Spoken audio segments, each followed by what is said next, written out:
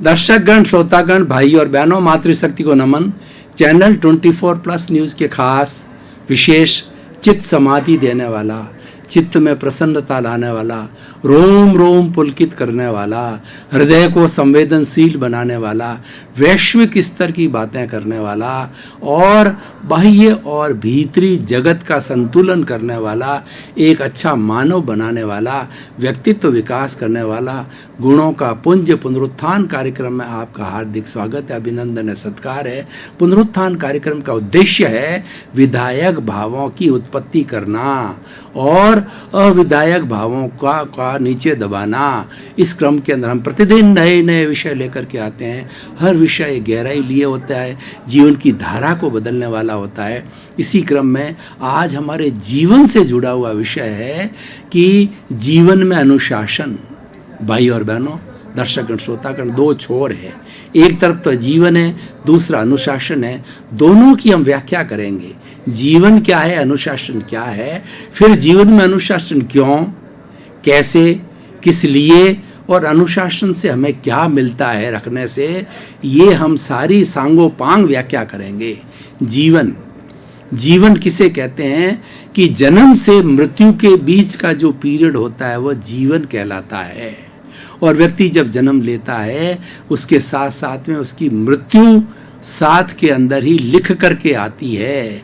ऐसा कहा जाता है कि जो वे माता विधाता जो है वो लेख लिख लेती है, वैसा ही होता है। तो उसी तरीके से मृत्यु जन्म के साथ के अंदर ही कायम हो जाती है।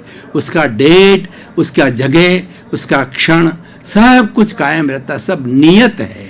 इसलिए दोनों के बीच के गैप को जीवन कहते हैं। जीवन आयुष्य के अधीन है। हर व्यक्ति, हर प्राणी जीवन जीता है, लेकिन प्रश्न यही है कि जीवन कैसे जीता है, ये मुख्य बात है। इसीलिए विषय रखा गया है जीवन में अनुशासन। जीवन को अच्छा रखने के लिए अनुशासन की आवश्यकता है। इस पूरा ये निष्कर्ष पे आएगा कि अगर आप जीवन को अच्छा बनाना चाहते हो तो जीवन में अनुशासन खुद रखिए, दूसरों को प्रेरणा दीजिए और अनुशासन रखने के अंदर लोगों की मदद कीजिए। दूसरा है अनुशासन। अनु प्लस शासन। शासन, अनुशासन का अर्थ होता है अपने पे राज्य करना, अपने पे नियंत्रण करना, अपने आप को काबू में रखना, अपनी इंद्रियों को काबू में रखना, अपने मन को काबू में रखना, अपनी बुद्धि को काबू में रखना, अपनी वाणी को काबू में रखना, अपने शरीर को काबू में रखना, ये अनुशासन कहलाता है।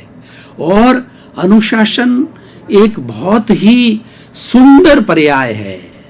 जो व्यक्ति अनुशासन में रहना सीख लेता है उसको आनंद की प्राप्ति होती है, क्योंकि अनुशासन है कुछ नियमों से जुड़ा हुआ है, कुछ समाज की एथिक्स से जुड़ा हुआ है, कुछ प्राकृतिक नियमों से जुड़ा हुआ है, कुछ वैश्विक नियमों से जुड़ा हुआ है। सारे नियम मिलकर के अनुशासन बनाते हैं, उसको एथिक्स कहा जाता है। यानी सभी चीजों का जो कंक्लूजन है वो अनुशासन है। और अनुशासन में रहने वाले व्यक्ति को कोई खतरा नहीं रहता है। वह व्यक्ति स्वयं प्रसन्न रहता है, उससे कोई नाराज नहीं होता, उसको कोई दुश्मन नहीं होता है, क्योंकि उसमें मैत्री का भाव आता है। अनुशासन मैत्री सिखाती है, अनुशासन प्रमोद सिखाती है, अनुशासन करुणा सिखाता है और अनुशासन मध्यस्थता सिखाता है। जो व्यक्ति अनुशासन में रहता है उसके पास में सभी गुण आ जाते हैं। हमारे पतंजलि बहुत बड़े जो है योगी हुए हैं, उन्होंने पतंजलि योग सूत्र लिखा है। योग के ऊपर सबसे बड़ा जो आज सूत्र है वो पतंजलि योग सूत्र है, जिसके अंदर अष्टांग योग की व्याख्या की गई, उसमें सूत्रात्मक है। तो उन्होंने उसके प्रारंभ के अंदर भूमिका में लिखा है अथ अनुशासनम, अथ अनुशासनम। ये सारा जो अष्टांग योग है ये अनुशासन से जुड़ा हुआ है। आचार्य तुलसी एक बहुत बड़े आचार्य हुए, जैनाचार्य हुए हैं, उन्होंने मनोनुशासनम लिखा है, बहुत बड़ा ग्रंथ है। और उसमें उन्होंने यही बताया कि मन का अनुशासन करो तो आप एक अच्छे व्यक्ति बन सकते हो। और आप जो है अपने आप पे राज्य करता है वो देश पे राज्य कर सकता है, परिवार पे राज्य कर सकता है, समाज पे राज्य कर सकता है और विश्व पे राज्य कर सकता है। विश्व का नेता बनने के लिए स्वयं को अनुशासित होना जरूरी है। अब देखिए कि अनुशासन से क्या अर्थ है। अनुशासन का अर्थ है कुछ नियमों का पालन करना और कुछ कानून कायदों का पालन करना, हमारी सामाजिक परंपराएं हैं उनका पालन करना, हमारी वैश्विक परंपराएं उनका पालन करना। और सबसे बड़ी बात है एक इंसान का इंसान से क्या संबंध होता है, एक मानव का मानव से क्या संबंध होता है, एक मानव का प्राणी मात्र से क्या संबंध होता है, उसके अंदर मधुरता से उस संबंध को निभाना अनुशासन है। जैसे हम प्रकृति में घूम रहे हैं, प्रकृति माँ हमारी माँ है और ये 84 लाख जीवायोनि प्राणियों को जन्म देती है, इनका भरण पोषण करती है और जीवन भर ये सारे प्राणी इसी से पोषित होते हैं। उस प्रकृति माँ के का छेड़छाड़ नहीं करना अनुशासन है। हम जा रहे हैं और हमने अनावश्यक रूप से पेड़ की टहनी को काट दिया, अनावश्यक रूप से किसी पेड़ को काट दिया, अनावश्यक रूप से हमने जो एक तालाब है जिसके अंदर की पानी स्वच्छ है उसमें गंदा पानी डाल दिया, उसके अंदर कपड़े धोने लग गए। ये सब गैर अनुशासन है। और जैसे देखिए हम जो है अपने रोड के ऊपर चल रहे हैं तो रोड के नियम होता है कीप टू द लेफ्ट, हम बाईं उसके विपरीत दिशा के अंदर राइट साइड में चल रहे हैं तो अनुशासनहीनता है। और हमारा अनुशासन, प्रकृति का अनुशासन ये कहता है कि तुम मेरी गोद में रहो, तुम मेरे नियमों का पालन करो, तुम्हारा जीवन प्राकृतिक होना चाहिए। और प्रकृति के 5 अंग कौन कौन से हैं? पृथ्वी, जल, अग्नि, वायु और आकाश। इन 5 तत्वों का, ये पंचभूतात्मक तत्व, उसी से हमारी ये सृष्टि बनी हुई है। इनका तुम पूरा अच्छी तरह से उपयोग करो, जिसको प्राकृतिक चिकित्सा कहा जाता है। और कभी बीमार हो जाओ तो इन 5 तत्वों का उपयोग करोगे तो तुम स्वस्थ हो जाओगे। ये अनुशासन है। हम घर में रहते हैं, हमारे साथ माता पिता होते हैं, बच्चे होते हैं, पत्नी होती है, तो हमारा अनुशासन है कि हम किससे कैसे बात करें। हमारे माता पिता हमारे से बड़े होते हैं, उनको प्रणाम करना चाहिए और बच्चों के साथ में वात्सल्य रखना चाहिए, उनको हमारे रीति रिवाज बताने चाहिए, हमारी संस्कृति बतानी चाहिए कि सवेरे उठ करके बड़ों को जो है प्रणाम करना चाहिए, ईश्वर प्राणिधान करना चाहिए, ईश्वर का नाम लेना चाहिए, ईश्वर के मंत्रों की चैंटिंग करना चाहिए और विनय का भाव लाना चाहिए। ये प्रेरणा देना, ये हमारा मनुष्य का अनुशासन है। और मनुष्य पत्नी के साथ है तो पत्नी को एक देवी के रूप में माने और वह ये मान करके चले कि मेरी ये गृहस्थी रूपी जो गाड़ी है वो दोनों पहियों से चलेगी। एक स्त्री नहीं चला सकती, एक मनुष्य नहीं चला सकता। मनुष्य के बिना स्त्री जो है, मतलब पुरुष के बिना स्त्री अधूरी है और स्त्री के बिना जो है पुरुष अधूरा है। आपने कभी शिव जी का चित्र देखा होगा तो उसके अंदर शिव जी का जो आधा जो है वो पुरुष का अंग बताया गया है और आधा अंग पार्वती का बताया गया है। वो अर्धांगिनी है, आधे अंग की मालिक है। दोनों शिव और पार्वती मिलकर के परिपूर्ण होते हैं और दोनों अलग अलग रहते हैं तो अधूरे हैं। इसीलिए हमारे इस सृष्टि के अंदर, इस समाज के अंदर नर और मादा दोनों मिलकर के सामंजस्य से रहते हैं तो हमारी परिपूर्ण गृहस्थी होती है, परिपूर्ण परिवार होता है और परिपूर्ण जो है हमारी प्रकृति होती है। क्योंकि ये प्रकृति ने जोड़े बनाए हैं नर और मादा के। ये अनुशासन है। देखिए कि हम गुरु के पास में गए हैं तो गुरु को प्रणाम करना चाहिए, गुरु के प्रति विनय करनी चाहिए। गुरु गोविंद दाऊ खड़े और काके लागू पाए, बलिहारी गुरु आपने और गोविंद दियो बताए। हे गुरु जी, आपके कारण ही मुझे ईश्वर के दर्शन हुए हैं, तो आप ही मेरे लिए भगवान हो, भगवान के दर्शन कराने वाले आप हो। ये बहुत बड़ा अनुशासन है। गुरु को नमस्कार करना, गुरु को प्रणाम करना, गुरु को नमन करना, गुरु के प्रति विनय करना बहुत बड़ा जो है, ये हमारा बहुत बड़ा विनय का कार्य है। ये सारा अनुशासन का कार्य है। देखिए कि सूर्य समय पर उगता है और दोनों, ये नदी है, 2 तटों के बीच में बहती है और समय पर रात होती है, समय पर ऋतु आती है। ये सारी प्राकृतिक चीजें समय पर होता है क्योंकि वो अनुशासन का पालन करते हैं।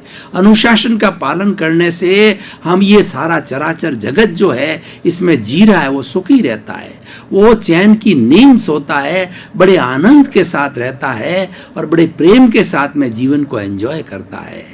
और वो अनुशासन पालन न करे, अगर नदी अपने तट तोड़ दे तो कई गांव के गांव बर्बाद हो जाते हैं। और प्रकृति कभी दुर्गा माँ बनती है, वो हमको सबक सिखाती है, क्योंकि हम प्रकृति माँ की अवहेलना करते हैं, अनुशासनहीनता करते हैं, तो प्रकृति तांडव नृत्य दिखाती है, वो दुर्गा बन जाती है, शिव जी की तरह तांडव नृत्य दिखाती है। सुनामी आता है, अकाल आता है, अतिवृष्टि होती है, बीमारी आती है और कई तरह के प्रकोप होते हैं।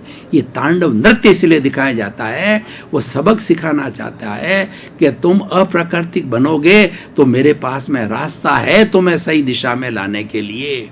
तो इसीलिए हम अनुशासन पालन करें तो हमें कोई तकलीफ ही नहीं है।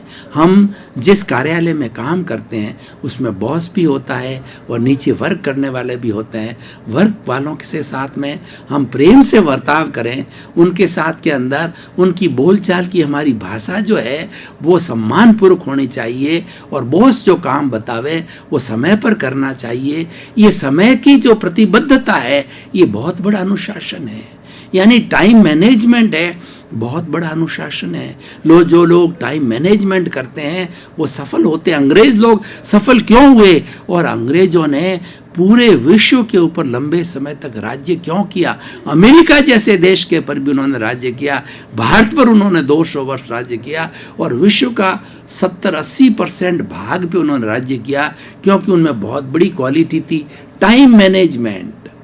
वो समय के इतने पक्के होते थे कि उनके टाइम मैनेजमेंट से अपनी घड़ी मिला लो तो समय पर होता है। सारा दुनिया में सब काम समय पर होता है, तो अनुशासन का सबसे बड़ा अंग है वो टाइम मैनेजमेंट। इसीलिए कहा गया है टाइम इज मनी। मनी को मनी नहीं कहा है, क्योंकि समय ही धन है।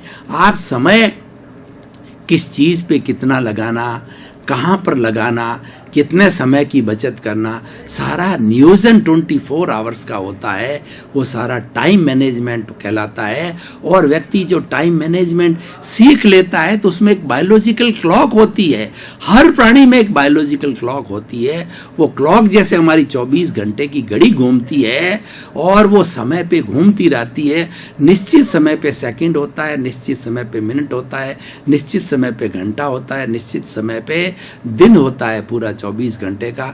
सब चीजें नियत होती है, तो बायोलॉजिकल क्लॉक उस घड़ी के समान सेट हो जाती है और वो आपको अलार्म करती है। सोने का समय हो गया, खाने का समय हो गया, विश्राम का समय होगा, काम का समय हो गया, सब चीज ऑटोमेटिकली उसमें डिजाइन रहती है। और जो लोग अच्छे लोग होते हैं, जो लोग बहुत बड़ा कार्य करने वाला, जिनके हाथों से बड़े बड़े सेवा के कार्य होते हैं, उनकी सबसे बड़ी विशेषता होती है टाइम मैनेजमेंट होता है और अनुशासन का भाग है। और जितने भी महापुरुष आज तक हुए हैं वो सब अनुशासित हुए हैं।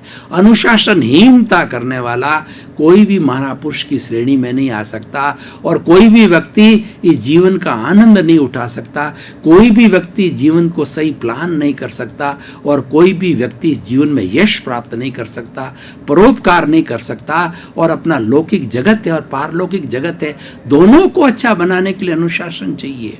मैं भीतरी जगत की बात करूं, आत्मा के साम्राज्य की बात करूं, तो आत्मा ही अनुशासन है, अनुशासन ही आत्मा है। आत्मा का दूसरा नाम अनुशासन है कि नियंत्रण करना, हर चीज पे नियंत्रण करना। कि आपको गुस्सा आए उस पे नियंत्रण करो, अब्रह्मचर्य की भावना आवे उस पे नियंत्रण करो, और किसके साथ कैसा बोलना उस पर नियंत्रण करो। पहले तोलो फिर बोलो, ये अनुशासन है, हर चीज का अनुशासन है। दर्शकगण, श्रोतागण, भाई और बहनों, आपका बहुत बहुत धन्यवाद, आपकी प्रति कृतज्ञता। आप पुनरुत्थान कार्यक्रम को चमका रहे हो, पुनरुत्थान कार्यक्रम की आप आत्मा हो, इसी कारण से पुनरुत्थान कार्यक्रम आज टॉक ऑफ द टाउन बना हुआ है। आप पुनरुत्थान कार्यक्रम देखते रहिए, लोगों को मोटिवेट करते रहिए, हमको प्रोत्साहन मिलेगा, चैनल 24 को प्रोत्साहन मिलेगा। हम नए नए और अच्छी क्वालिटी के एपिसोड आप तक लाएंगे। इसी क्रम में आपका जीवन आनंदमय हो, मंगलमय हो, अनुशासित हो, और आप खूब समाज की सेवा करें, परोपकार करें। आपके प्रति मंगल भावना।